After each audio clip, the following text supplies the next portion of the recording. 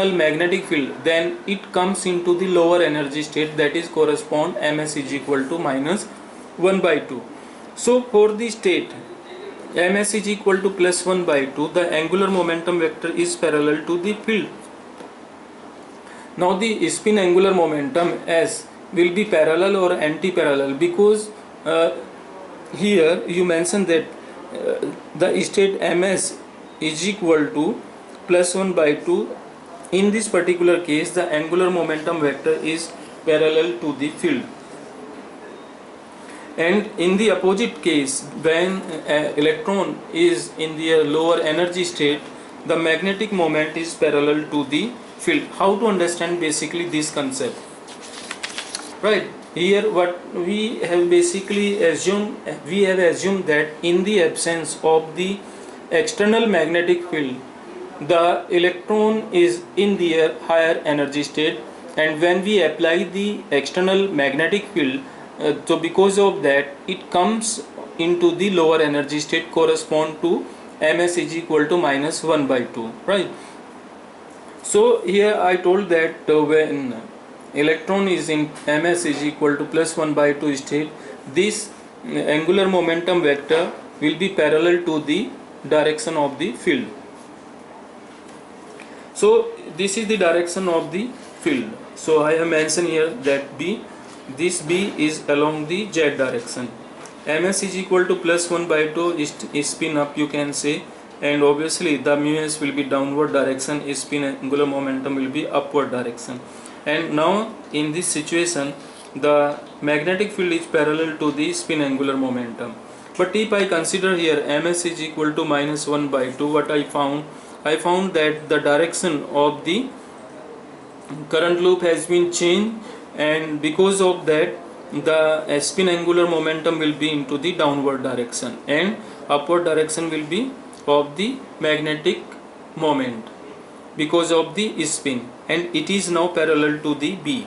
So there are two things, when the electron have spin up, then that time spin angular momentum is parallel to the applied magnetic field, and when the electron is in their lower energy state, correspond ms is equal to minus 1 by 2, then that time magnetic moment will be parallel to the external magnetic field.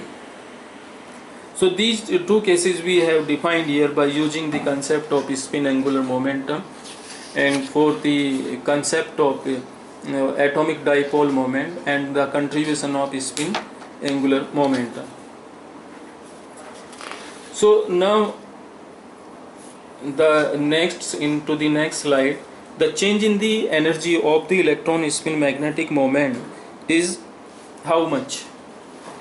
That is will be equal to 2 mu sz, magnitude of this term into B, and this term is coming from the interaction of the magnetic moment with the field.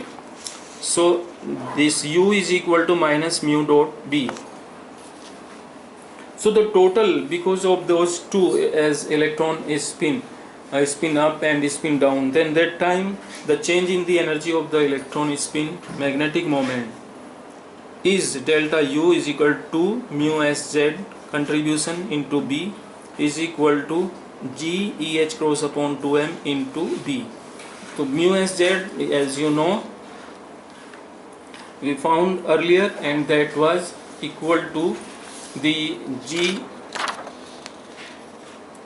mu b and ms. This mu sz is equal to g mu b and this ms, right? So delta u is equal to 2 multiplied by this, and this is equal to g eh cross upon 2m into B. So you can write g mu b and B. So this is change in the energy of the electron spin magnetic moment, right? So thus G determine the amount by which the original level is splits up under the influence of magnetic field. Here again this value of G determine the amount by which the original level is suppose this one. Here L is equal to 0, there is no contribution of L. S is equal to 1 by 2. So the splitting of this energy level on the basis of S, so level splits up under the influence of magnetic field will be, this is upper state, this one is lower state, and the separation energy difference between these two will be G mu B, which we have calculated here. So in the presence of external magnetic field, a energy level splits into two parts because of the interaction with magnetic field, and upper state is denoted by plus 1 by 2, lower state is denoted by minus 1 by 2, right? And the spacing basically is determined by the G factor.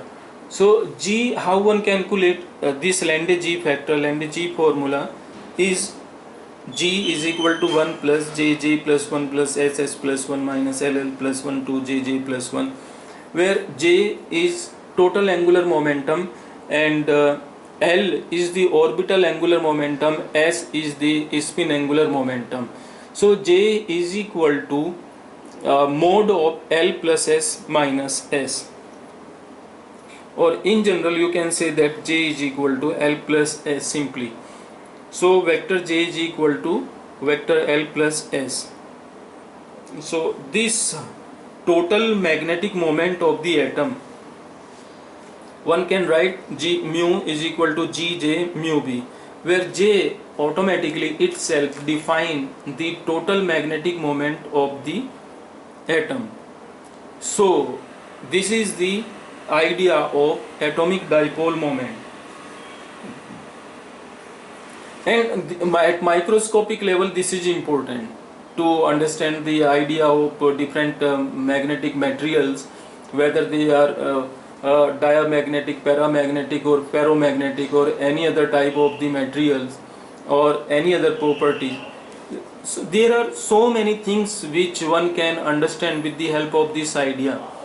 So atomic dipole moment is described with the help of orbital motion of the electron and spin of the electron, and the formula is mu is equal to, for the atom, is Gj mu B, where G is the Slender G factor, J, capital J, is the total angular momentum, and mu B is the Bohr magneton. So now if you remember that we have arised this problem because in susceptibility we have seen that chi is equal to m upon h. We know about the h. H is the intensity of the external magnetic field and m is the intensity of magnetization of the substance, that how much that substance is magnetized, right, internally. So that magnetic strength is determined by the m, and that information of m comes through the atomic dipole moment. And atomic dipole, for the atomic dipole moment we have seen that that can be described only when we consider that a atom is equivalent to the bar magnet, right? So my purpose of this lecture was to explain the intensity of magnetization. So I have complete one part that is related to the atomic dipole moment, where one have seen the role of orbital motion and the electron spin. And now we will discuss that picture basically which we have left earlier. So here you can see that an atom in the presence of an external magnetic field B. Now, so there is no magnetic field. So now I can say that these arrows basically indicate to the magnetic dipole moment of an atom. If the atomic dipole moment are oriented in a different direction, that material is not magnetized. But if these magnetic dipole moment of the atom are oriented in a particular direction, so we say that that material is magnetized. So in presence of the magnetic field, what happens basically, these atomic dipole moment interact with the external magnetic field, as you have seen earlier. That interaction of the magnetic field with the magnetic field, mu dot B. So interaction of mu with B is can defined by this way, mu dot B, and U is equal to minus mu dot B. Further a scalar product mu B cos theta, where theta is the angle between mu and B. So if I applied the magnetic field into this direction, and this is oriented, mu is oriented into that direction, so the angle between them will be equal to this one, like this is the direction of B and this is the direction of mu, then theta indicate to this one. So this is the result basically which we were trying to find out with the help of magnetic dipole moment. So now one more important point basically which I want to explain here, that many people are confused, students are confused that what is the magnetic field density and magnetic field intensity in terms of B is equal to mu naught H when we write this B and H. So here in B and H, what is B and what is H, I just try to explain that idea with the help of a light bulb. This light bulb have light, you can say 60-watt bulb. So I have here made some circle, A circle, B, and the bigger one, these are open circle, and some points E, F and D. So the first point is where the light intensity will be maximum, at F point, at D point or E point. F point is very close to the bulb, so the idea of intensity, in this case the intensity will be higher at this point or at this point. So one can say easily that intensity will be higher at this point and lower at this point. And if I compare this D and F, then comparatively to the E, the D basically lies in between E and F, so the intensity at D will be smaller as compared to the F and greater than E. So by this way one can understand the idea of magnetic field intensity. So instead of bulb I am writing here a magnetic dipole, so that is N pole or south pole, so the intensity near to this will be maximum as compared to the other points. And what about the density? Suppose I have made this circle A open circle, B, and this larger one C. So now you let me know that this is open circle, and from that these four lines are coming. That is basically you can say magnetic flux is coming from the open circle, and the size of the circle is smaller as compared to the A. So now from the A there are more number of lines are coming from as compared to the B, so where the magnetic density will be larger, in case of A or in case of B? Obviously in case of A, because more large number of magnetic field line passes through it, and as compared to the C, if I consider here C, so the largest number of the field lines basically passes through this. So you can say the density in case of C is larger as compared to the B and E.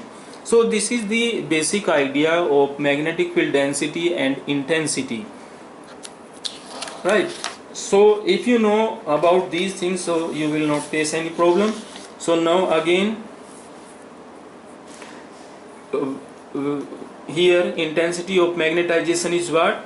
This is the ratio of mu and V. Mu magnetic moment per unit volume, right?